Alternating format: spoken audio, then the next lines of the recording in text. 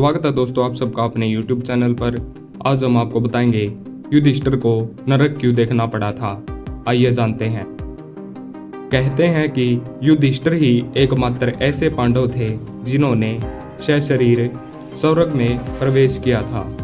स्वर्ग जाकर युधिष्ठिर ने जब अपने भाइयों को नहीं देखा तो देवताओं से कहा कि मेरे भाई तथा द्रौपदी जिस लोक में गए हैं मैं भी उसी लोक में जाना चाहता हूँ। मुझे उनसे अधिक उत्तम लोक की कामना नहीं है। तब देवताओं ने कहा कि यदि आपकी ऐसी ही इच्छा है तो आप इस देवदूत के साथ चले जाइए, यह आपको भाइयों के पास ले जाएगा। युधिष्ठिर उन दो देवदूत के साथ चले गए। देवदूत युधिष्ठिर को ऐसे मार्ग पर ले गए जो बहुत खराब था। उस मार्ग पर घोर अंधकार था। उसके चारों ओर से दुर्गंध आ रही थी। इधर उधर शव पड़े हुए दिखाई दे रहे थे। लोहे की चोंच वाले कोए और गिद्ध मंडरा रहे थे। वह ऐसे भीतर नामक नरक था। वहां की दुर्गंध से परेशान होकर युधिष्ठिर ने देवदूत से पूछा कि हमें इस मार्ग पर और कितनी दूर चलना है और मेरे भाई कहाँ हैं। युधिष्ठिर की बात सुनकर देवदूत बोले कि देवताओं ने कहा था कि जब आप थक जाएं तो आपको हम वापस स्वर्ग ले जाएं। यदि आप थक गए हो तो हम पुण्य लौट चलते हैं। कुछ सोचकर युधिष्ठिर ने ऐसा ही करने का निर्णय किया। लेकिन जैसे ही युधिष्ठिर वापस लौटने लगे तो उन्हें दुखी लोगों की आवाज सुनाई दी। वे युधिष्ठिर से कुछ देर वहीं रुकने के लिए कहते रहे थे कि किंतु नंदन आपको आने से हमें सुकून मिला है, अतः आप कुछ देर और यहीं रुक जाएं। युधिष्ठिर ने जब उनसे उनका परिचय जाना तो उन्होंने कर्ण, भीम, अर्जुन, नकुल, सहदेव व द्रौपदी के रूप में अपना परिचय दिया। यह सुनकर युधिष्ठिर को बेहद दुख हुआ और सोचने लगे कि मेरे भाइयों और द्रौपदी ने ऐसा कौन सा पाप किया था जो इन्हें नरक देखना पड़ रहा है।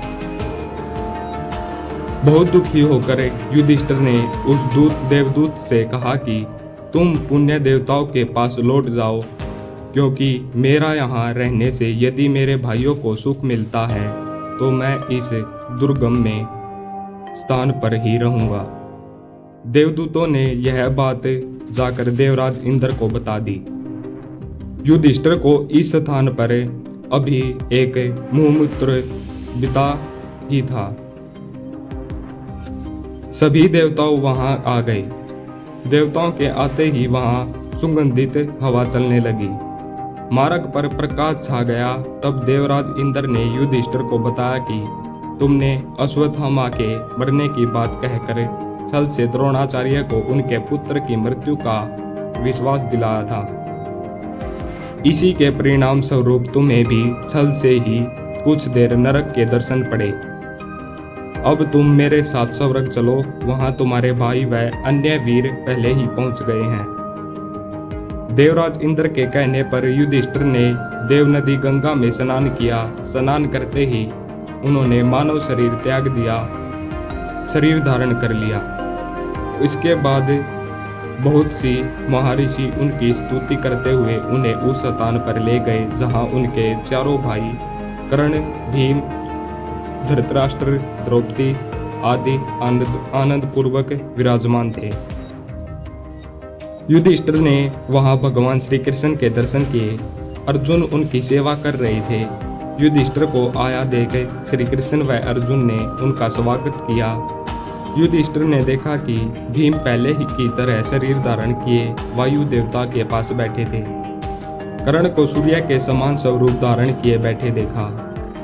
नकुल व सहदेव अश्विनी कुमारों के साथ बैठे थे। देवराज इंद्र ने युधिष्ठिर को बताया कि ये जो साक्षात भगवती लक्ष्मी दिखाई दे रही है, इनके अंश से ही द्रौपदी का जन्म हुआ था। इसके बाद इंद्र ने महाभारत युद्ध में मारे गए सभी वीरों के बारे में युधिष्ठिर को बताया। इस प्रकार युधिष्ठिर अपने भाइयों व अन्य संबंधियों को वहां देखकर बहुत प्रसन्न हुआ। ऐसी वीडियो देखने के लिए हमारे चैनल को सब्सक्राइब करें।